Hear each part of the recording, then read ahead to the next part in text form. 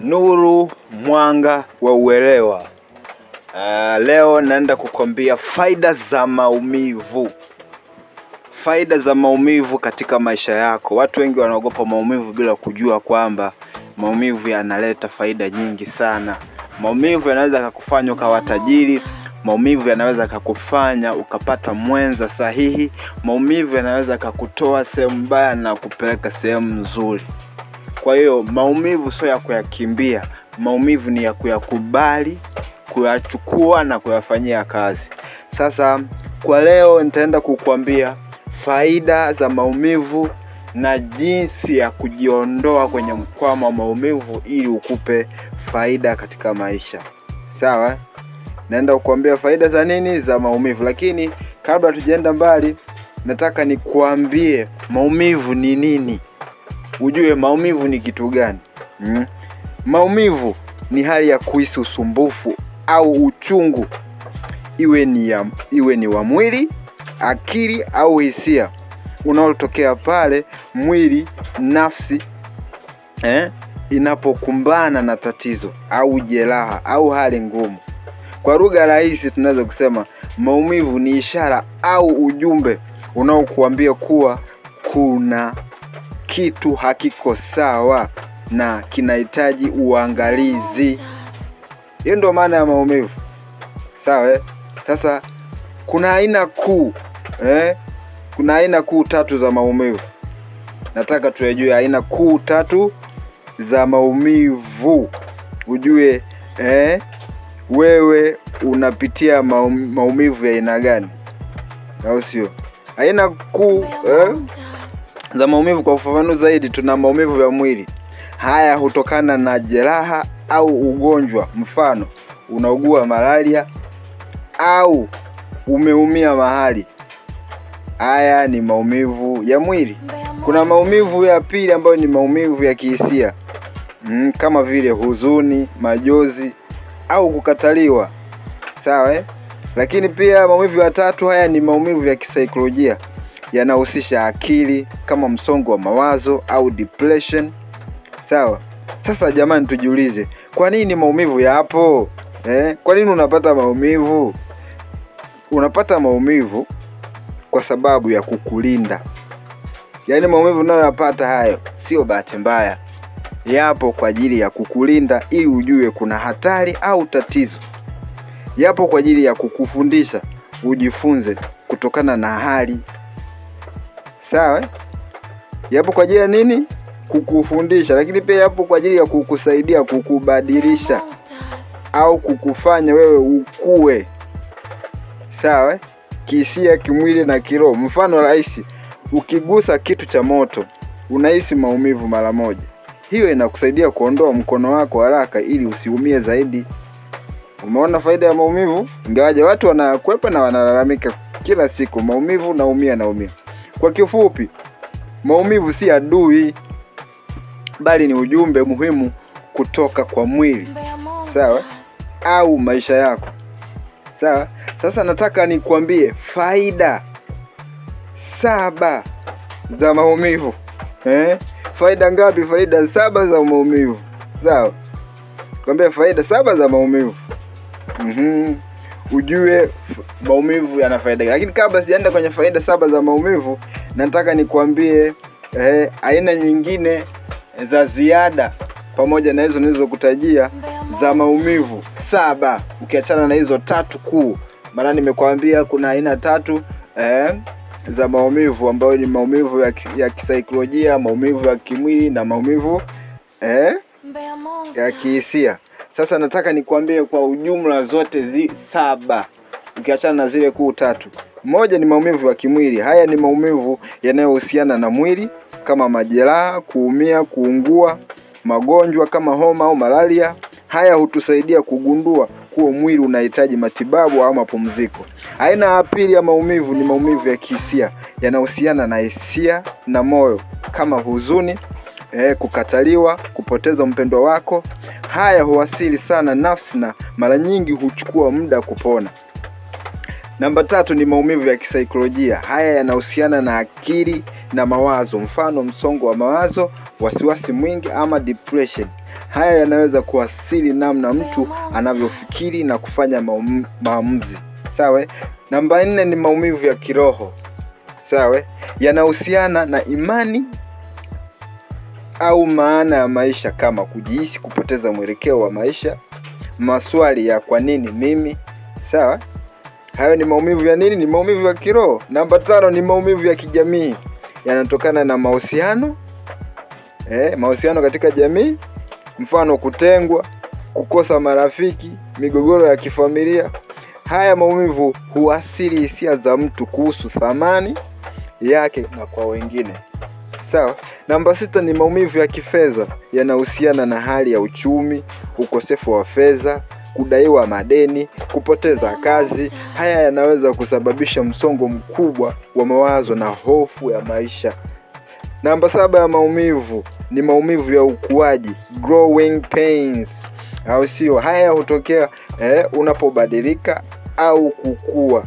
Yanakusaidia kujifunza kitu kipya kwa shida, kupitia changamoto za mafanikio, kuacha mazoea mabaya.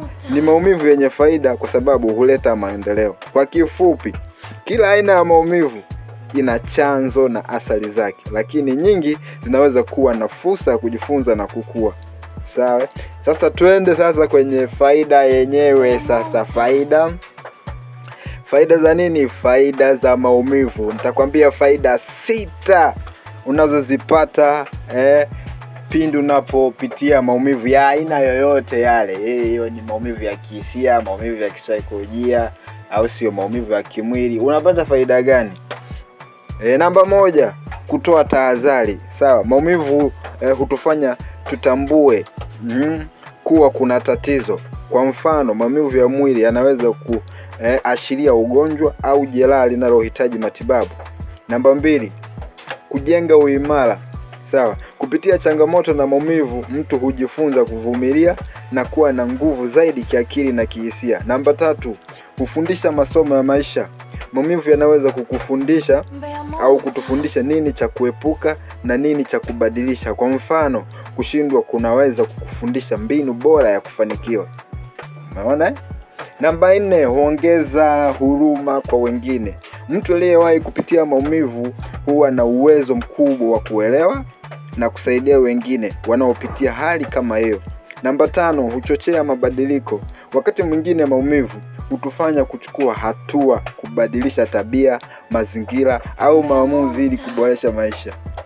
Namba 6, hukuza ukuaji binafsi. Kupitia maumivu, watu wengi hugundua uwezo wao wa ndani na kukuza tabia kama uvumilivu, nidhamu na matumaini. Kwa kifupi, ingawa maumivu sio kitu tunachotamani, mara nyingi huwa ni daraja la kuelekea ukuaji, hekima na maisha bora zaidi. Sasa twende jinsi ya kuepuka ama jinsi ya kukubaliana na maumivu kwa njia iliyo chanya. Unakubaliana vipi na maumivu unayoyapitia? Yawe maumivu ya kihisia, maumivu ya kimwili, au maumivu ya kisaikolojia, au maumivu ya kifedha, au umeachwa, au umeumia mahali, au umefanya chochote, yani chochote, au umepoteza mpendo wako unayempenda. Haya, unakubaliana vipi na hayo maumivu ili move on? Au haya maumivu yanakusaidiaje wewe ili uweze move on na kuendelea na maisha kama kawaida? Namba 1, kubali hali ulionayo. Usijaribu kukimbia au kuficha maumivu. Kubali kuwa unapitia wakati mgumu, na hatua ya kwanza ni kupona. Pona kwanza. Hiyo ndio hatua ya kwanza. Kubali kwamba bwana, mimi na tatizo hili, mimi nimeachwa, mimi sijui nimefanya hivi, mimi nimepoteza pesa, mimi nimepoteza mtaji, mimi nimepoteza mpendwa wangu. Kubali.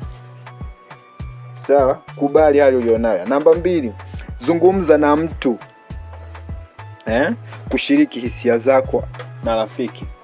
Sawa? Zungumza na mtu, kushiriki hisia zako na rafiki, ndugu, mshauri kunaweza kupunguza mzigo wa kihisia. Usibebe kila kitu peke yako.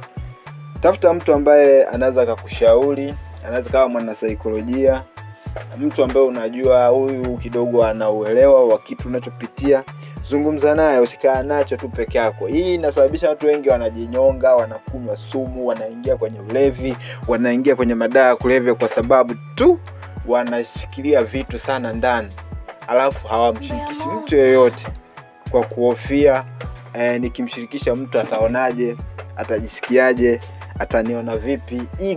Wana ego kwamba mimi nikisema hichi kitu nitaonekana sijui vipi. Sasa hiyo aachilia hiyo ego, mshirikishe mtu wa karibu, anaweza kukushauri namna sahihi ya kuweza kupona. Sawa. Namba 3, jitunze kimwili na kiakili. Fanya mambo yanayokupa utulivu kama vile kufanya mazoezi, kusikiliza muziki, sawa, kutafakari au meditation, kulala vya kutosha. Hii itakusaidia sana. Namba 4, tafuta maana katika maumivu. Jiulize, ninajifunza nini kupitia hali hii? Hii husaidia kugeuza maumivu kuwa somo la maisha. Namba 5, epuka maamuzi ya haraka. Ukiwa kwenye maumivu wakati wa huzuni au hasira kali, maamuzi yanaweza kuwa mabaya. Jipe muda, utulie kwanza. Usikurupuke kama unapitia maumivu. Jipe muda kwanza, tafakari. Sawa? Jipe muda wa kupona, usijilazimishe kupona haraka. Kila mtu ana muda wake wa kupona. Heshimu mchakato wako kwanza. Namba 7, omba au tafuta nguvu ya kiroho kwa wanaoamini. Imani inaweza kuwa chanzo kikubwa cha faraja na matumaini wakati wa maumivu. Namba 8, tafuta msaada wa kitaalamu inapobidi. Ikiwa maumivu yanakuwa makubwa sana, mfano huzuni ya muda mrefu, msongo wa mawazo, kuongea na mtaalamu wa afya ya akili ni muhimu. Kwa ujumla, maumivu hayaondoki mara moja, lakini kwa kuyakabili kwa njia iliyo sahihi, yanaweza kubadilika kuwa chanzo cha nguvu, mabadiliko mazuri maishani, utajiri, furaha na amani. Sawa. Kwa hiyo ukizingatia hayo ambayo nimekuambia hapa, utaweza kukabiliana na maumivu ambayo yanakusumbua sana. Kwa msaada zaidi wa kisaikolojia, kiakili, kimwili, kiroho, unaweza ukawasiliana na mimi kupitia hii namba 0715047591, 0715047591. Kama unapitia maumivu ya kihisia, kimwili na kiroho na huelewi namna ambavyo unaweza kuepukana na hizo changamoto, unaweza ukanitafuta kwa ushauri zaidi kupitia hiyo namba. I am Nuru, mimi ni mwanga wa uelewa, na wasaidia watu kutoka kwenye maumivu kwenda kwenye furaha na mafanikio na amani. Chao, endelea kunifuatilia kwenye mitandao yangu ya kijamii. Nuru, mwanga wa uelewa. Siri ya maisha na mafanikio ipo ndani yako. Kwa hiyo amka sasa and go, achilia maumivu unayoyapitia. Usiweke sana maumivu ndani. Chukua msaada kwa mtu au mshauri ambaye anaweza kukusaidia hilo jambo lako. I'm out. Bye. Nuru, mwanga wa uelewa. Monsters.